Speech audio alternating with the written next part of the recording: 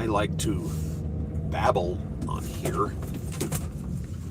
because my brain is bored and I feel like I'm lecturing, which maybe I am, but my interest is military history. Let's see here, 72 East, get on the highway.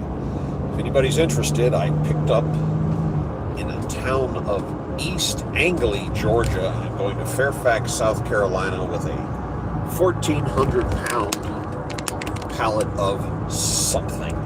So a little tiny business out in the woods, and it appears I'm going to be dropping off at a little tiny business out in the woods. So here we go, and so far a lot of this has been cross-country, not a lot of interstate travel. And the terrain was kind of fun to look at, so that's why I decided to stream here during the day. Let's see what this does.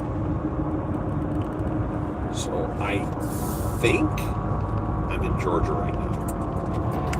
No guarantees. Hold on here. Are we going into town?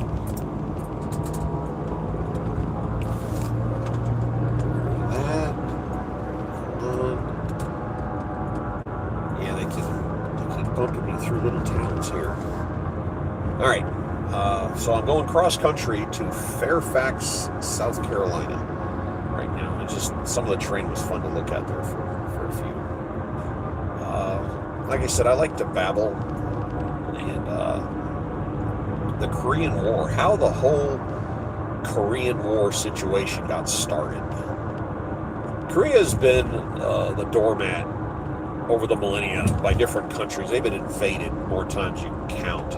And historically, that area doesn't have much of an organized government and not much of an organized military. So they were easy pickings for invasion. And Japan invaded Korea in 1910 and took control of it and said, this is now one of our, I guess, a colony, part of what the Japanese were seeking, which was the Greater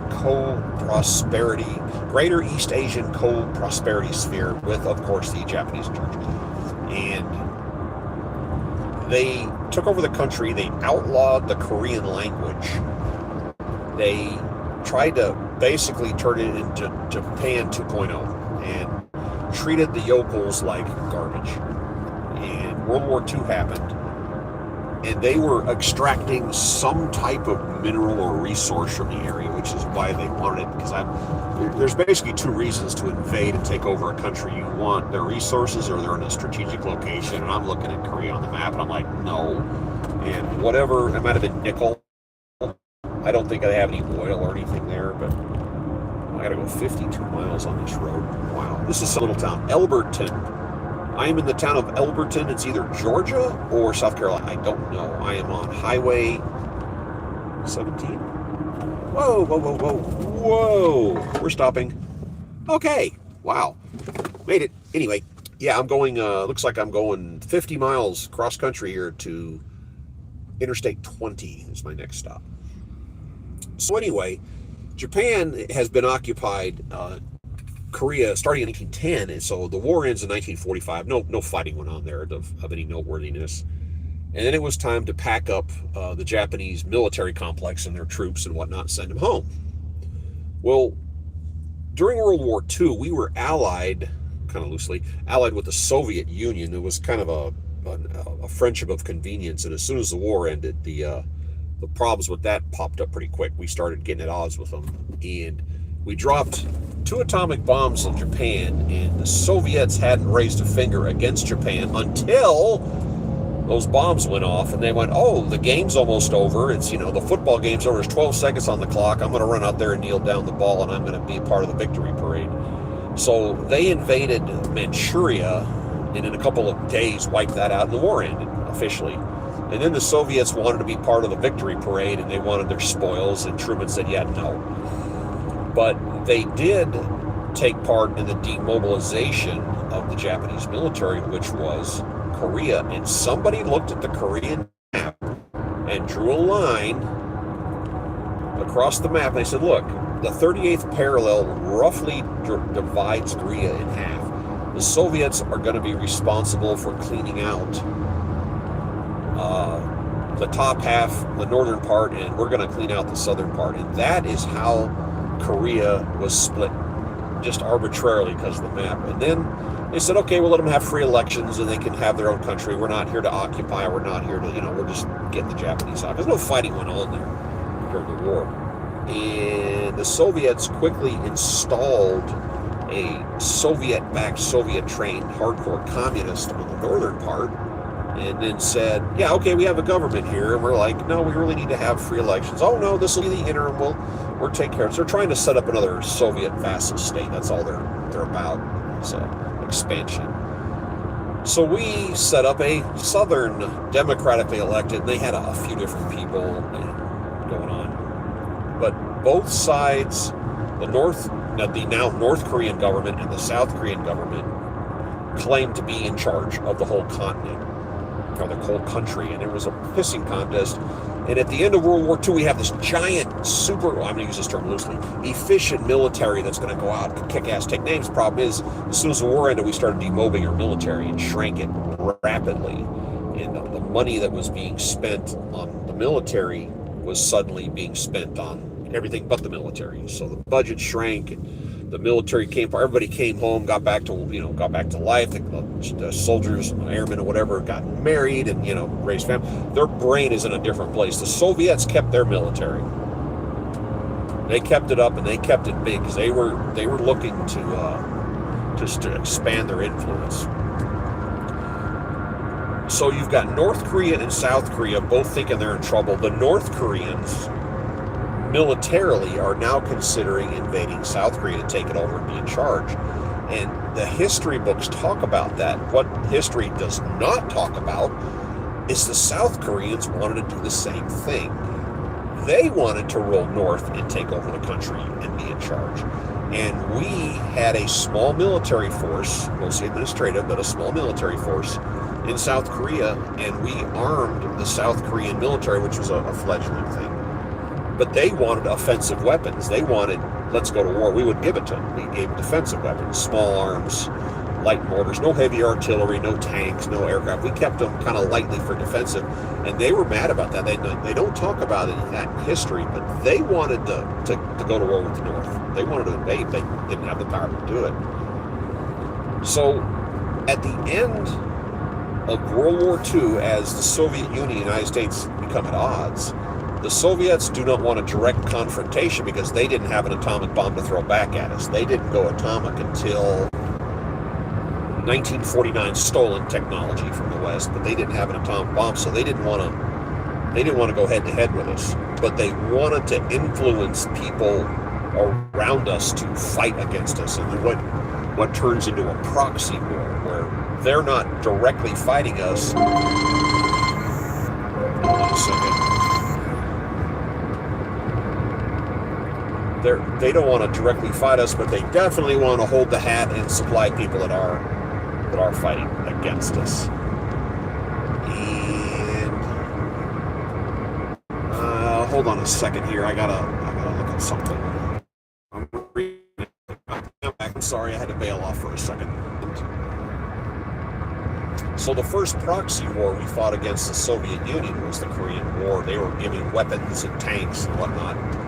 And during the demobilization process after World War II, we had tanks in the Pacific Theater in Southeast Asia. The problem is, somebody decided that terrain wasn't good for tanks because it was too soft, so they sent most of the armor home. The military's budget got slashed to nothing, so nothing was upgraded, nothing was modernized, heavy maintenance wasn't happening. It was just a bad combination of things. The veterans all went home. So 5 years after the end of World War II, since 1950, the military is more of a showcase than an actual fighting. Who are you? Who am I? If you look at the title, I'm an expediter. And expediting is essentially truck driving in a box van. And what I do is I do hotshot kind of deliveries. And right now I'm driving one, and I like to come on here and live stream and run my mouth, but I let people see the terrain. People come in here and look at the scenery. That's why I have the screen going like I am. Oops, something in the road. Roadkill. And this is, I think, I'm in Georgia right now. I might be in South Carolina, I'm not sure. But people like to tune in just to see what the country looks like. So the Soviets are propping up North Korea with offensive weapons. We're not propping up South Korea. So when the North decides they're going to take South Korea, it catches everybody off guard. Our military has been shrunk.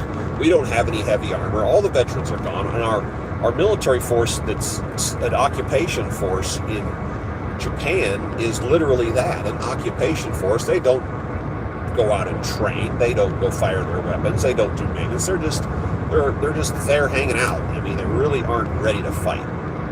And when they went into South Korea, when the war kicked off, and the North Koreans were rolling south, they packed up the units that were sitting in Japan and took them to Korea. They said, well, once they see they're up against American forces, they'll turn around and leave because they'll know we're badasses. Well, the problem is that badass military from World War II was gone. I mean, it didn't exist. So their first encounter, was Task Force Faith, Colonel Faith. It was like a battalion. They set up a blocking position, and the North Koreans were driving Soviet-made World War II T-34 tanks, and the Americans were armed with no tanks or armor of any type, and they had an obsolete, undersized 2.36-inch bazooka, which was okay against some lighter armor, but a waste of time against a T-34. It did not have the capabilities of punching a hole in it. And it wasn't until later when they got what was called the 3.5-inch super bazooka did they have that ability. So they were firing these little toy mini bazooka rounds. They're just bouncing off. So the task force went through them and just kept going. And it kind of shattered the force, and they fell back, and there were some casualties. Some people got captured. It was in disarray because our military just wasn't up to snuff.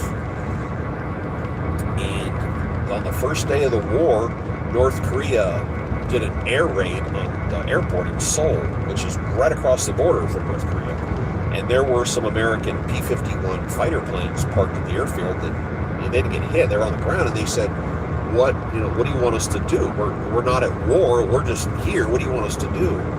And they were given the orders to defend the airfield. They went, all right. And the next day, 4 Soviet-built ground strike, I don't know the name of them, IL-2s or whatever, propeller-driven ground strike planes showed up, and the P-51 shot down 3 of them almost immediately, and the 4th one left smoking, so I didn't try that again. And then there was a big scramble with the United Nations to, what are we going to do about this? And the United Nations, I mean, today there's like, I don't know, 190 countries. I don't know how many there were back then. You vote. The United Nations aren't necessarily friendly. It's just the United Nations is where all the nations of the world can come together for a conversation.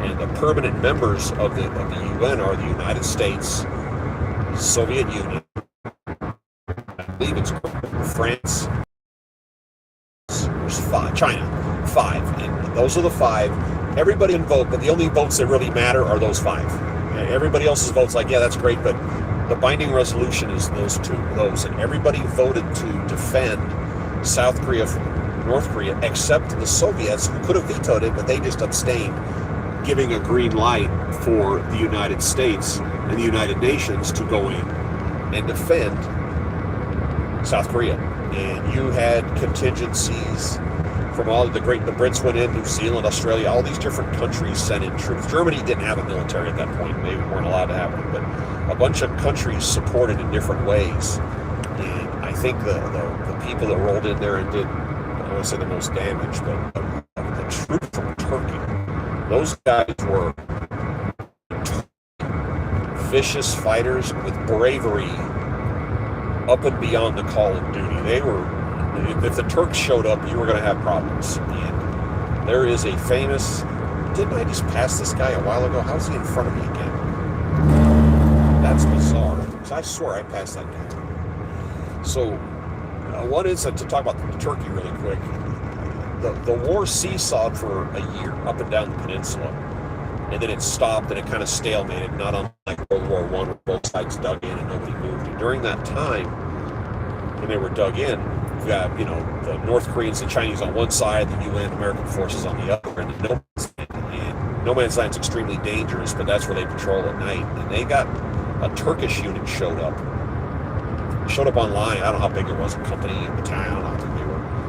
And they said, okay, we're here, what do we do? They just got in country. And the guy standing there said, well, we're going to try to capture prisoners so we can, we can get some intelligence, see what's going on there. Before he could finish telling him, tonight when it's darker, it's broad, these troops,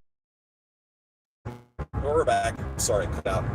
And like 100 troops in broad daylight got up and ran across no man's land, jumped into the Chinese trenches and beat the crap out of some of their soldiers and brought them back. And here, how about this? I mean, they're crazy. But the North Koreans pushed down the peninsula with this overwhelming force while the United States / United Nations trickled troops in and, caught them off guard, found out half their equipment and storage in Japan wasn't functional, and it was a dumpster fire. And the North Koreans took most of South Korea. They pushed it down. There was only one port city left, which was Busan, and you've probably heard of the Busan perimeter. And then the Marines showed up, and it took them a month to get there, and they were able to scrape together forces and more army troops, and then they stopped the North Koreans. Their attacking force was almost spent when that Busan perimeter started filling up with equipment, military assets, and started pushing them back because they were spent. Their supply lines were too long. And then MacArthur showed up, and they got him involved, and they did an amphibious landing up the peninsula in Incheon, which is up close to the 30th parallel. And the North Koreans started falling back there. They're getting outshot, outfought, and running out of supplies, and now they've got a military force in their back door. So they ran, and within a very short period of time, they had the entire North Korean army pushed out of South Korea, which at that point they could have stopped and it would have been a great victory. But they said, let's keep going.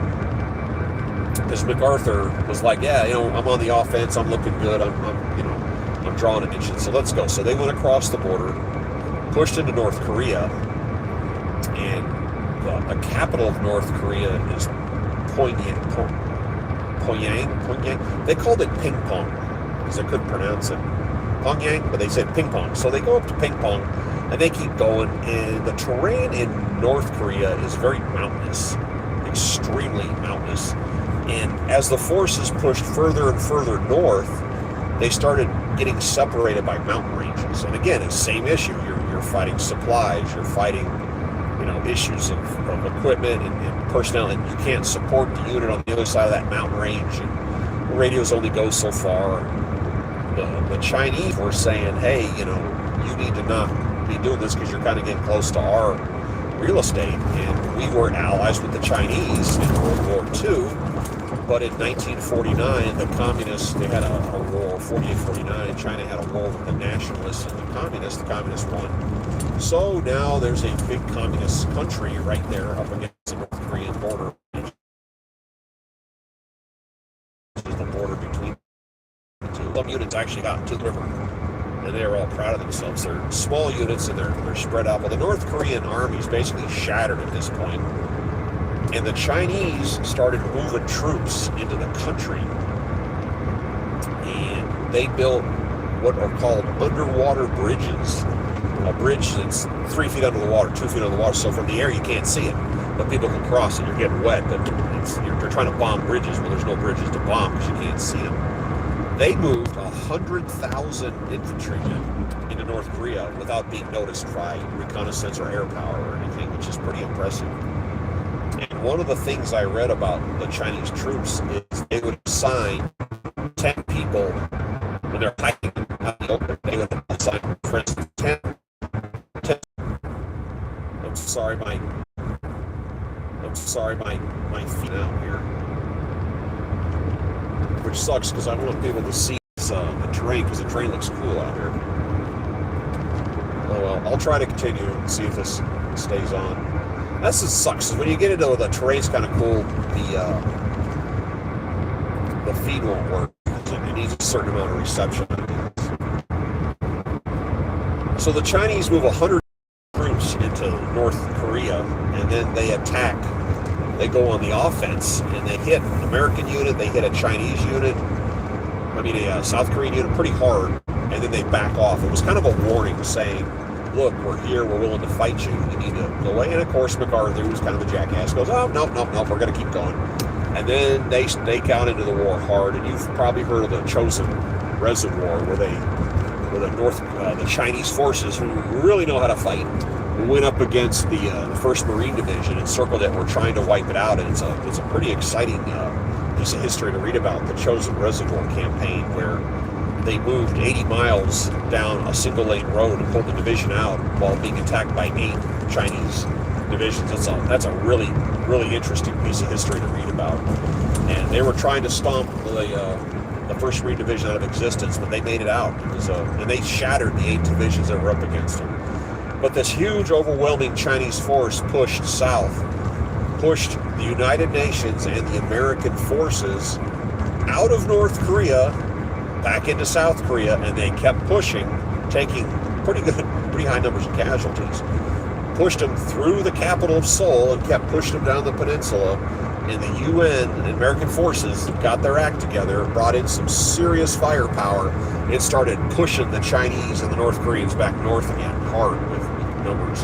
And right about the time they hit the 38th parallel, the North Korean / Chinese commander said, okay, we'll negotiate a peace. We want a ceasefire, which was a Chinese. So a year's gone by. They've been fighting for a year, and all of a sudden it stabilizes right there.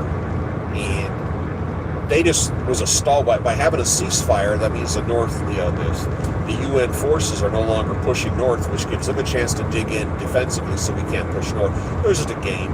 So it got us to stop so they could dig in and stop us from moving further north. So the war moved a little bit because it was in negotiation phases for the next 2 years. The war moved a little bit, but not much. And again, that was just a ploy to get us to stop. And at some point, I think it came down to the North Korean Chinese / Chinese did not have the military ability to continue, and the United Nations forces did not have the political will because they were kind of not want to be there anymore. So they negotiated a ceasefire and signed it in 1953. It was 3 years and I think 2 days after the war started, and remained a ceasefire, not an official end to the war, but a ceasefire until Donald Trump's first administration. He got him to sign a peace to end the war, which I think that's kind of wild, but there was a ceasefire in effect.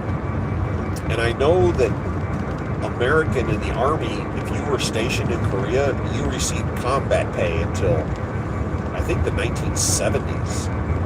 And throughout the 50s, 60s, and 70s, and into the early 80s, American forces in Korea were getting in shootouts with North Koreans in no man's land. I read a book by a guy. He was there in 1980, and he got hit with a grenade fragment during a shootout with North Koreans. It was crazy. So they were actively fighting until the early 80s up there. It's just bizarre. But under the Trump administration, they actually ended the war officially. And then they have these two sides pointing weapons at each other. North Korea is a dumpster fire, an economic dumpster fire. South Korea is a booming, prosperous country, the most technologically advanced actually in the world, which a lot of people don't realize that. They are the most electronically wired country there is.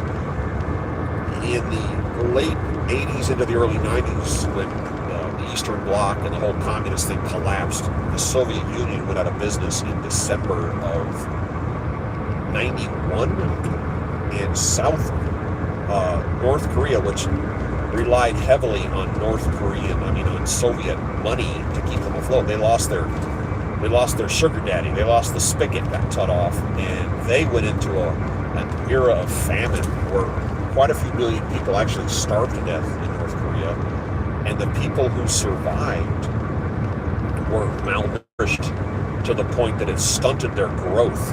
So people that grew up as kids in the 90s in North Korea are like 4 and 5 inches shorter than a group of people that aren't exactly tall in the first place.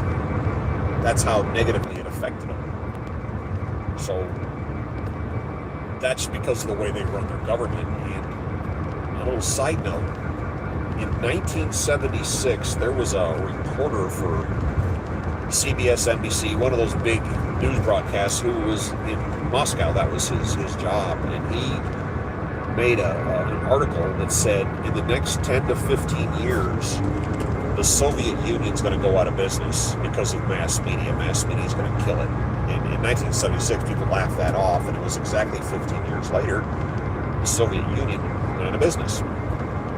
And the same thing is happening in North Korea. People in the north, which is it's the Hermit Kingdom. They are the most isolated country, minus, let's say, Sentinel Island, with those people that have never contacted the real world. They're cut off. The government controls the media. They control the TV. They control internet, which is extremely limited. They have their own internet. They control access to information, but technology has changed so much that the people in North Korea are starting to find out what's going on in the world outside of North Korea, and it's not quite the picture they're showing. That's what's going on in Iran. That's why Iran's having problems right now. People are uprising because they can see what's going on in the rest of the world, and they don't want to live the way they're being forced to live. Very few people in North Korea own a television, but when you can, it comes with 3 channels. And it's all state-run television. And I read a book by a guy who was in North Korea, and he said everybody takes their TV apart, and there's something they can do in their TV that'll give it more channels, and then they go outside their house, and there's copper wires. They attach their TV to these copper wires, and they can pick up South Korean television. And he goes, there's a lot of North Koreans that are addicted to South Korean soap operas, which, okay. And he goes, when you tune in TV from outside the country, nobody's paying any attention to the show. They're paying attention to what's going on in the background, which is the cars, the clothes, the businesses, the colors. They can see all of that.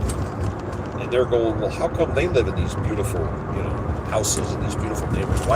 Why don't we have that? And that's the problem the North Korean government's going to start running into here. Is that a cop? No. They're going to start running into that on a larger scale as time moves on. And there are organizations of people in the South that fill little sacks with books and flash drives and CDs, and they put them on balloons, and when the air is blowing to the north, they float these balloons across the North Korean border, and they land in a tree, and people are getting access to the outside world that way, and it's driving the North Koreans bonkers. But the war ceasefire, they signed off the ceasefire in 1953, and they again had shootouts pretty regular until the early 80s, but that war is technically over. And again, a small side note, if you get bored, go online and Google the peace talks, North Korean, South Korean War peace talks, and find a photo. There's be some old grainy black and white photos of people sitting at tables, the 2 sides, and you'll find these pictures. What the building it was held in was controlled by the North Koreans. The Chinese and the North Koreans controlled. If you look at the pictures, notice that the North Koreans appear to be bigger than the Americans because the Koreans boosted their chairs up higher, legs off the Americans' chairs to make them lower, to make us feel bigger. If you look, you'll see the Americans are awkwardly low and the North Koreans are awkwardly high at the table. It's a little game they played, but it kind of cracked me up. And when I was in the Army, I never did a tour of Korea. I think I would have enjoyed it just for the historical aspect of it. Yeah, I don't even know what highway this is, but I got 30 miles to go on this to get to Highway 20. And the Korean War, it was the step over in the military. We had the atomic military. They even had artillery guns, actually artillery shells. That's right, Kabuya. And they moved that gun to Korea. They had only had 1 or 2, and they moved the ammunition to Japan, and then they let the North Korean/Chinese, I think, now you're going to start dropping atomic artillery on on the border where they were dug in. And they said, yeah, that's maybe not a good idea. So just have a weapon and let them know that it was. That was the era when propeller-driven planes were starting, fighter planes, aircraft were starting, where shoot down a jet. And with one exception, the way it happens is a prop job, because of its wing design and speed, it can turn way sharper than a jet. Head on, which was the, oh man, I keep dropping off. And there was a incident where they were using a Corsair, which is the prop war with the gull wings. Think of the TV show Baba Black Sheep, the wings that dip down and come back up. And they were not using it for air-to-air combat. It was being strike for attacking ground targets. Had 20mm cannons on it.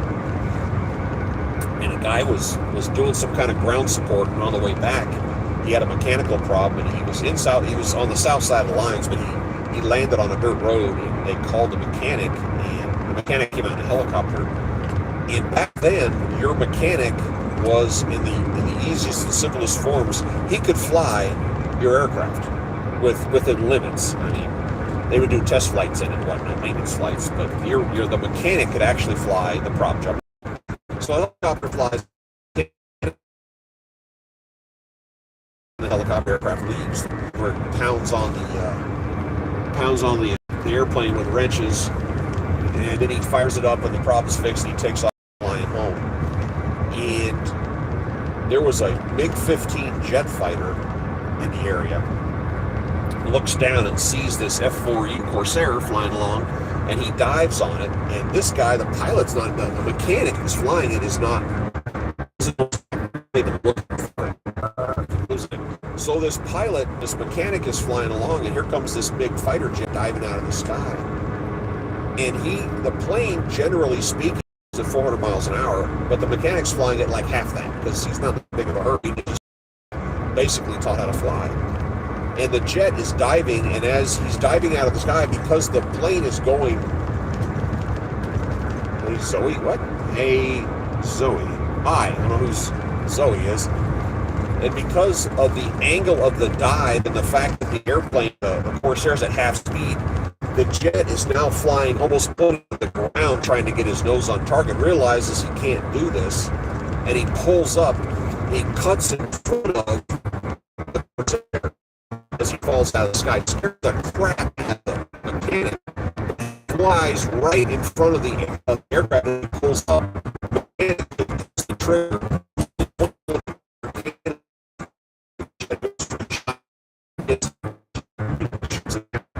the guy never changed direction. He's just flying in a straight line. And he gets back to base and he's rattled, and he said, yeah, I shot down a big 15 jet. And they were like, yeah, shut up. And then they got... I keep losing money. See, this is something about live that drives me bonkers, is the live stream, because live stream never works in the interesting terrain. Call this. It only works when you're like in the middle of a house. Goats. But I am southeast now, and that's why the sun is where it is right now. The Korean War was the first combined war that it didn't really have the same objectives as like World War II, which is weird. But it's kind of it's more of a political war. Everybody remembers the TV series MASH, and that was supposed to be about Korea. What it really was a commentary about the Vietnam. They were kind of getting political towards the end, but the series lasted substantially longer than the Korean War lasted, if you look at the history of it. But the Korean War we still have troops there, and the Army today does a maneuver called Bright Star or something like that, Shining Star. From guys that I know while I was in service that were in Korea, the North Koreans still won South Korea, but I think they've kind of calmed down over the more recent years. But there's a couple of main valleys, and a guy showed me a photograph. There was this giant concrete block. It was probably 25 feet diameter, and it was as wide as the road they were on. Kind of like let's say it's like a road going through a valley, and it was on pillars, for lack of a better word, concrete pilings. And he took photographs of it, and he said, check this out. This is a defensive blocking position, and if the North Koreans invade, the pilings that this block, this giant wall of concrete sitting on, has holes in it. He goes, yeah, they're going to come and stick explosives in these holes and blow these legs and block the road, to keep them from rolling south and delay them. And I was like, wow, that's kind of cool. So they have defensive positions, and in the 80s they were catching the North Koreans digging tunnels, dangerous tunnels under the DMZ within limits. But if you ever find yourself South Korea or in Korea somewhere, go on a tour up by the border where they take you into these tunnels that have been blocked off, but you can see where the North Koreans were digging into South Korea in anticipation of invading, because they really don't like the fact that South Korea exists. And probably the most fortified and tightest border in the world is between North and South Korea. That's a serious piece of real estate right there. And they used to broadcast loud propaganda across the border on speakers, really loud stuff, but they finally stopped doing that. There was some kind of an agreement made, and they stopped. It was probably freaking annoying, but they had speakers. And on the North Korean side, at different locations, they have what they call Freedom Village, which is a beautiful town right there that you can see, and it's beautiful buildings, and they have beautiful flowers growing on on people's porches, and everything's wonderful. It's just a facade. There's nobody there. Nobody lives in it. It's just made to look really nice, to try to convince the people in the South that hey, look how great it is up north. And they started at some point. There is one place on the border where North and South Korea meet. I can't remember what it's called. It's those light blue buildings, but it's where they come together to talk about stuff. And the building straddles the border, so when you walk in it, as a tourist, you can go in this. You can walk to the one side of the building and technically be inside North Korea, back and forth, and that's where they face off. And again, from a guy that was serving in Korea in the army told me this, that they have South Korean soldiers who work there, and one of the rules are for the South Korean soldiers to get the duty to be there, which is apparently something everybody fights for. You have to be 6 feet tall plus, which is kind of unusual over there. So they